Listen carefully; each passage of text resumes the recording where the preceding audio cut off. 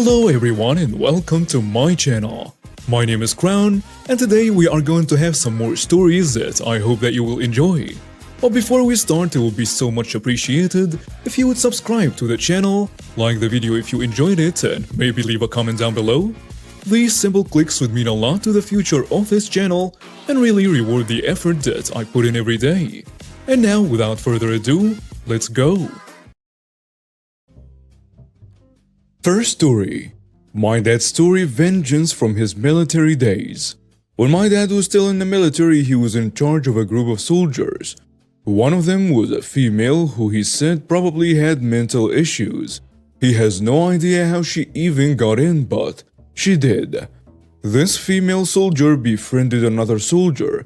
Because of her issues, she trusted him without question, very quickly. Eventually, she trusted him to drive her car and get some money out of the ATM for her. This little jerk took her car, completely emptied her account, and then went AWOL. Now, this girl was about to leave the army due to her issues, and that money was all she had to help her once she was out. So she was devastated. They eventually found the guy and he was brought before my dad since my dad was his superior officer.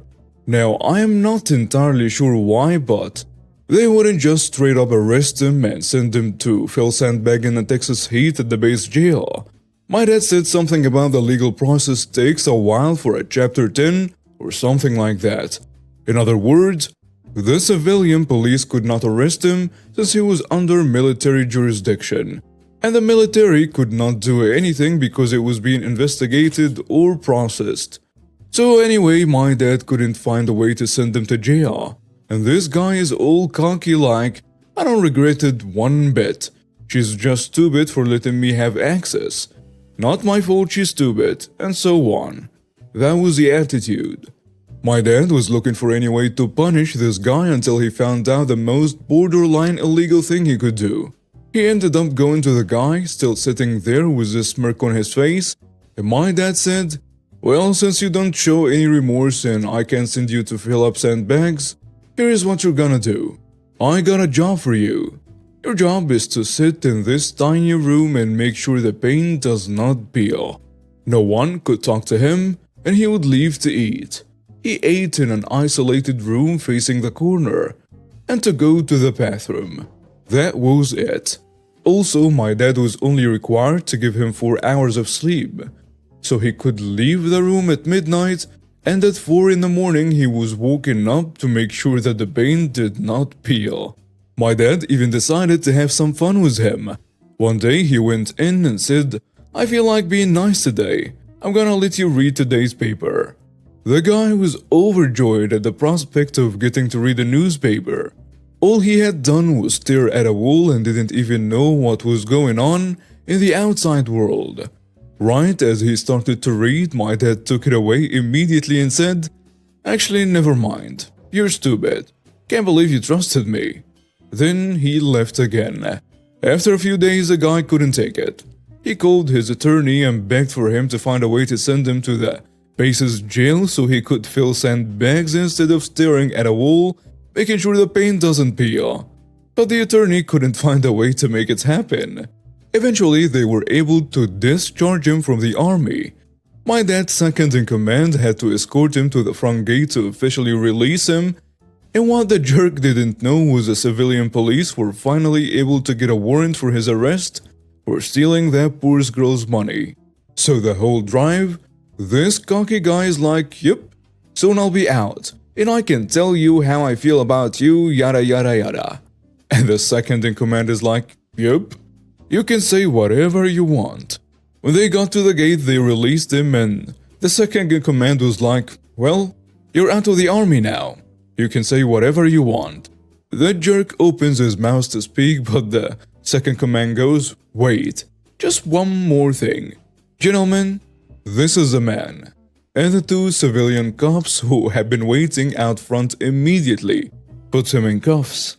My dad's second in command leaned into the guy's face and said, "Have a nice freaking day," then laughed hard. Next story. Stealing my dirt bike was a wrong decision. I owned a dirt bike, a Yamaha 250, I don't remember what model, and I wanted to sell it to get a better one. It was a nice bike, an aftermarket exhaust, headlights, some aftermarket suspension, upgraded engine, and a really good seat and brand new tires. The bike was in good shape and was worth 4,000 euros. Some people came and went, and then this family showed up. The typical I'm better than you type of family. They asked about the bike and how long I owned it. I answered all the questions. Then they asked me to start it. There was no gas in the bike, so I went to my garage to get some. After I get the gas can, I see them driving off with my bike on the back of their car. I was angry. Then I remember I have a tracking device on it. So I take my phone to see where they are. They lived about 15 kilometers away. So I started planning. I wanted to sneak there, take my bike and drive off, revving the piss out of my engine. So I did. I went with my friend who drove me there in his car. I knew it would be missing something like fuel or battery, so I prepared something and drove there at about 11 p.m. My friend dropped me off and drove a bit away so he wouldn't be driving attention. They had an open garage, so I went in and saw it. They had spray painted the plaque, but they only painted the plastic. I went to look at the VIN number. It was a match. As I suspected, it had no fuel, so I filled it up. After checking for anything missing, I found some rattled cans of black paint that they used to paint the bike. You can see where this is going. I take the cans, spray paint everything as I'm done. I get on my bike and get ready to drive off and the battery is dead. I change the battery and at this point I was in this garage for about 30 minutes. I again got on the bike and started it. I rev my engine and victoriously wheelie the heck out of there. I saw them running out of the house and trying to chase me. I get back home and the next day I peel out the paint. They didn't know how to paint something with a rattle can, but I sure did. The paint came off, only damaging the stickers I had on it. After a day or so, I see a post on Facebook and click on it. It is them posting pictures of how their property was vandalized and how they had to pay at least 10,000 euros to fix the damages. It was a lie, as it would have costed them around 200 euros. They say how someone stole their dirt bike and some other stuff that was worth at least another 3,000 euros. Note: I only took the bike, nothing else, so they are lying. Also, they showed every single photo except one. The sign that said, "Thieves."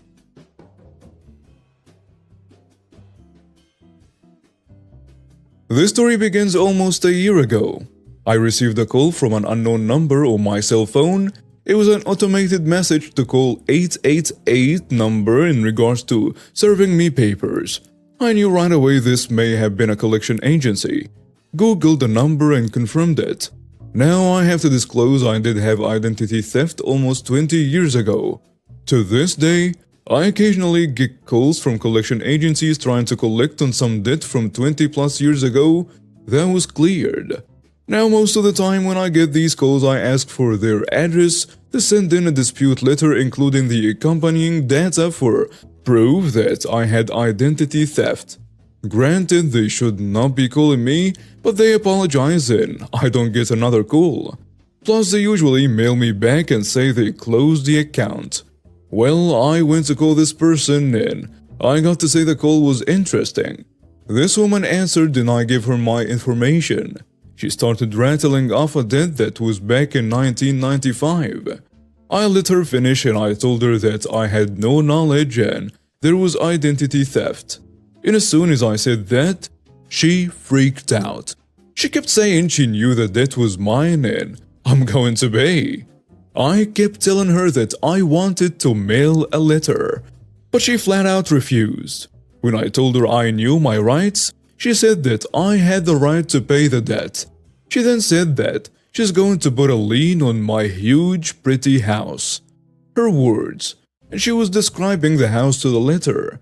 She also said she's going to put a lien on my Lexus that she sees in a driveway.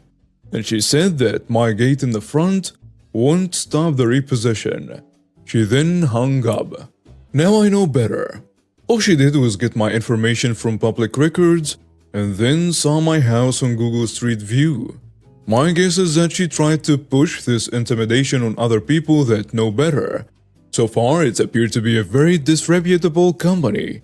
I also had phone recordings when I called in. And they were legal as I asked her if phone calls can be recorded for quality control purposes. She said of course, and I said thank you.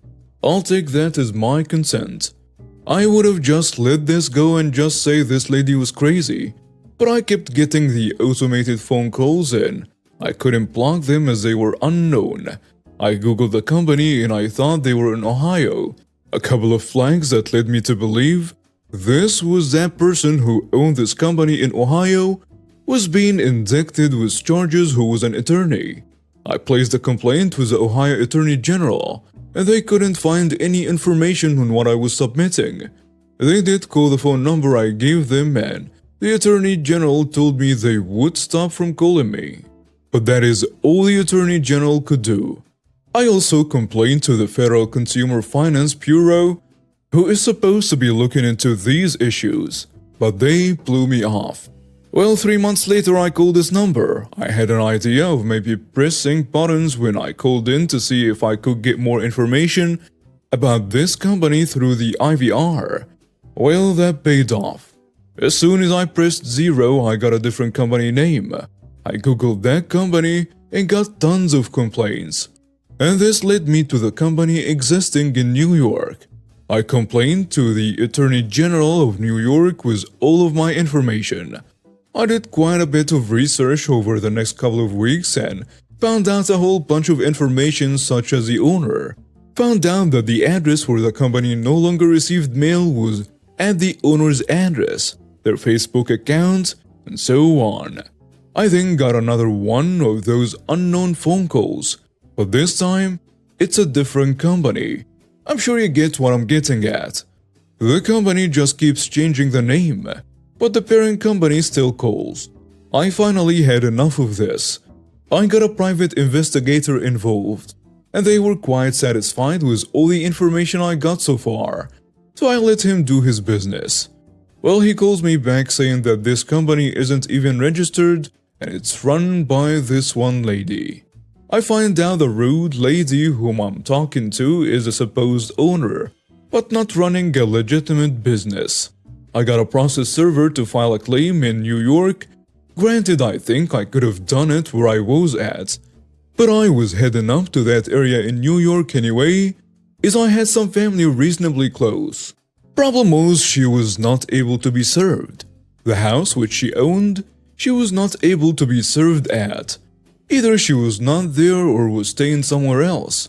Well, my private investigator started sending out friend requests to her and the people in her friends list. Well, her friends, and then she accepted the Facebook request. My private investigator found out that she cheated on her partner about a month ago, then she posted that crap. The private investigator gave me an idea of trying to reach her partner, and if he can lead us to serve her, I will give him $500. Well, we did that, and sure enough, we were finally able to serve this lady at her parents' house about 20 miles from where she was at. I fly up to New York and, since it's small claims, it's just me and this lady. For some reason, her mother is there too, but she is not representing. I give the judge all of my information I had over the months and how she broke the law. She broke debt collection laws and threats over the phone. After the judge heard all the trouble I had with these calls and how she hid her identity purposely, the judge gave me the maximum amount of $3,000. In New York, small towns and villages are limited to $3,000. After the case, I heard her mother loudly whispering, but I heard it, "You better hope he doesn't take your house. Your great-grandfather built this with his own bare hands." I was thinking, it would be sweet revenge if I could actually put a lien on the house. Well, lo and behold, I found out the house had a second mortgage attached to it, with the property value of the house, and if it sold, I wouldn't end up getting the lien money since the secondary mortgage was almost as much as the house. I was then contemplating how I was going to get the money from this lady. My private investigator called me 5 months later and said her house is going into foreclosure. I got a proxy to bid for me, but as in most foreclosure actions, the bank buys it back as an REO. I decided to send in a lowball offer to buy the house a couple of months later. The bank accepted my offer, and my guess is that it's a small town and trying to get the right market was an issue. You may be wondering why I even bought the house. Well, here is why. This witch threatened to put a lien on my house with no merit. Well, guess what? I freaking took her house. It was completely worth it. It didn't cost me too much and I had the money. The house is actually in decent shape, just a little small. Plus, it will be a nice summer home when I go to visit my relatives. Oh, and I decided to rub salt on the wound. I sent a letter to her parents' address letting them know I took the house.